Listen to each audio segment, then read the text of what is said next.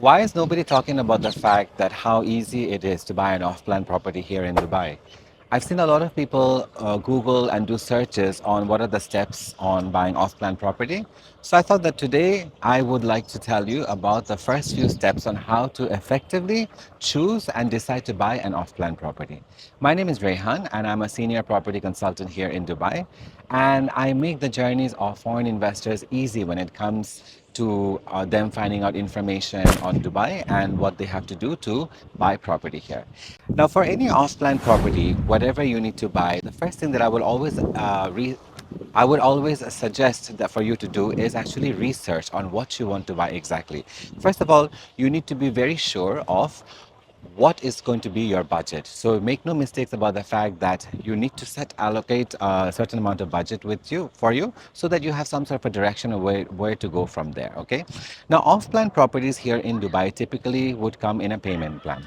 Now, offline property in Dubai here typically comes with a payment plan. Unlike other countries, as in UK, Australia, US, for example, you either need to be a resident or a citizen in order for you to be qualifying for a mortgage to buy offline property. Dubai, it's quite different. UAE generally is quite different. You can also get a mortgage being a non-resident, or you can be a not being a citizen of this country.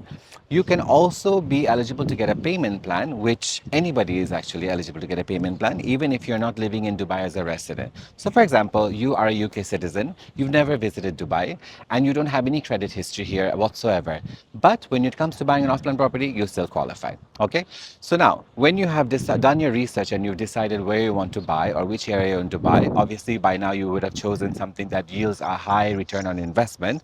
Places like JVC, downtown, Business Bay, or your research might be from a perspective of an end user that you might want to buy it to live. So whatever your research is, once you have completed that, now is the time for you to choose the developer. Now, we choose developers based on a lot of experiences that we have in our home country or past experiences. Now, in Dubai, you will not find developers as in they're scammers or they will take away their money, your money and run away or something. You won't find something like that. What you would find is the difference in the quality and the standards of finishing. Now, Dubai government regulates that very nicely, that any developer that comes into Dubai to build their buildings, like Dubai government controls how honestly they conduct their business. So as I said before, you will not find people who's just going to take away your money, but then you will have different categories of developers. Now, there are some top developers in Dubai like Miras, Nakhil, Aimar,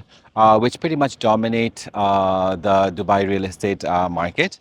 Then there you'll have tier two developers. Then you'll have some developers who are known very well for their extensive payment plan, which is over 6 years, 7 years, but not necessarily use as good a product as maybe another developer. Then you will have some developers that are known to finish their product well before time. So all these things together will affect your decision. So it's important for you to prioritize what do you want. Do you want something that you want to, the project needs to be finished very quickly and you pay the full amount? Would you be comfortable in paying a payment plan that lasts over 6 to 7 years? Would you sleep better knowing that you've invested with Dubai's #1 top developer? So really the choice is yours. Sometimes in order to gain something, you might need to lose something else, unless of course you find something that is perfect with you and fits all your boxes. Once you've chosen the developer, it's important for you to choose what are the inventories that they have. Now, some developers have inventory, but other developers, even though they're #1 developers, they might not have inventory only because everything is sold out because of the reputation they have in the market. These are the top developers that I'm referring to.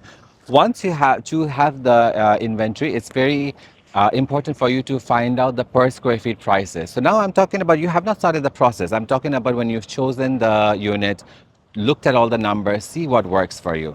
Once you have chosen your unit, now here's the simple part. The process gets very easy. You basically have to give your documents, your passport copy, your any kind of ID, and then you will be asked to fill up your initial form. After that, you will be asked to give a booking amount. This booking amount basically secures your unit for you. Once the booking amount is done, you pay a down payment. The down payment usually ranges between 20%. For ready apartments, it can go up to 30 or 40%. Once that's done, You've done your down payment. The next thing you need to do is register the property. In Dubai, to register the property, you need to pay 4% Dubai Land Department tax. That is the one-time tax that you pay, and you don't have to pay any more tax ever again. Now, once you've done with the registration, you will be given your sales purchase agreement, which is the SPA. This is going to have all the terms and conditions that the developer has stipulated with you. You will keep one copy and sign it and keep it one copy and return another copy to the developer. When you've paid the 20% and you've paid the 4%, then you can go on to the payment plan. The payment plan can be something which has been agreed upon you and the developer. It can be 2 years, 5 years, 7 years. Now you will hear a terminology which is called the post-handover payment plan. Typically, a product takes about 3 years to deliver. Now, if the payment plan is 7 years, that means that you have certain amount of years that you have in order to pay the unit even after it's ready. That's a very good advantage for you because you can actually rent it out and assist the payments with your rent. Apart from this, the booking amount 20% and then your registration and the payment plans, initially there would be some charges for documentation charges and administrative charges. And pretty much this is your breakdown of the initial charges and the initial processes. If you have any more questions regarding how to maintain and sustain the property or how to choose the property, please do write in the comments below any queries that you have, and I'm happy to answer that in my next video. All right, stay safe, and until next time, see you soon.